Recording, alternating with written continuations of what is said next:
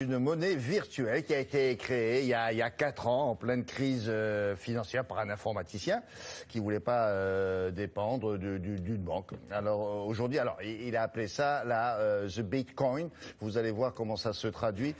Ça marche très bien, sauf que les autorités européennes s'en inquiètent. Ils disent, c'est quoi cette monnaie virtuelle? Et puis si ça prenait à tout le monde de le faire, François Baudonnet va vous raconter cette histoire. Qui est-ce qui est inquiet? Et redites-nous pourquoi. Bonjour François, et puis traduisez la Bitcoin, si vous pouvez. Oui, bonjour William. Alors Bitcoin, ce n'est pas un gros mot, en tout cas pas encore. Ça vient effectivement de l'anglais, coin, pièce, et bit qui est l'unité informatique, comme on parle par exemple de mégabit ou de gigabit. Alors effectivement, c'est une monnaie virtuelle qui a été créée il y a 4 ans par des informaticiens. On était à l'époque en pleine crise financière et ces informaticiens ne voulaient pas dépendre des banques centrales et ils ont donc proposé cette monnaie qui propose des frais de transaction extrêmement réduits.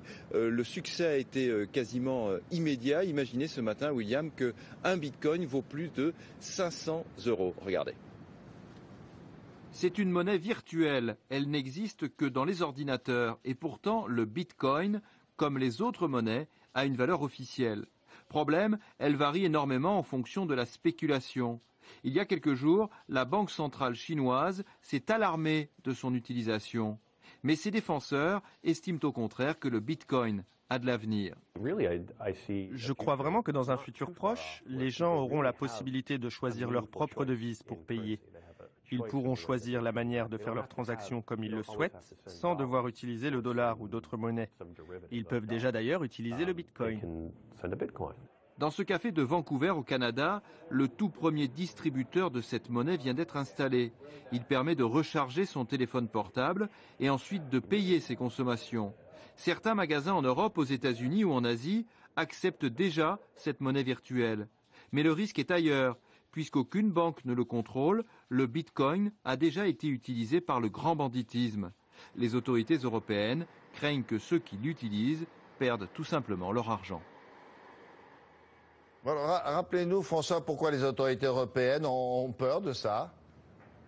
Effectivement, parce que si par exemple vous perdez votre ordinateur, le disque dur de votre ordinateur, c'est d'abord arrivé à quelqu'un il y a quelques semaines, eh bien vous pouvez perdre tout votre argent. Et puis il y a une autre raison en fait que les autorités européennes dénoncent, si vous voulez, c'est que c'était vraisemblablement un système pyramidal, c'est-à-dire en fait ce sont les premiers arrivés, ceux qui ont créé ça vraisemblablement qui s'enrichissent, et les autres, les derniers arrivés, sont, comment dit-on, des pigeons peut-être. Et donc c'est dangereux et il faut faire très attention à ces économies. Et peut-être aussi, elles ont peur de ce qu'ils connaissent pas bien aussi, les autorités européennes, non?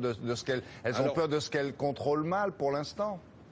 C'est vrai, alors on pourrait croire qu'il y a quand même peut-être de la concurrence, mais cela dit, cette monnaie reste quand même extrêmement réduite, donc la concurrence par exemple avec l'euro n'est pas exactement là. Et puis il y a quand même par le passé d'autres monnaies virtuelles qui ont été créées comme ça et qui ensuite ont disparu. Bien, à suivre. Merci beaucoup François, à plus tard.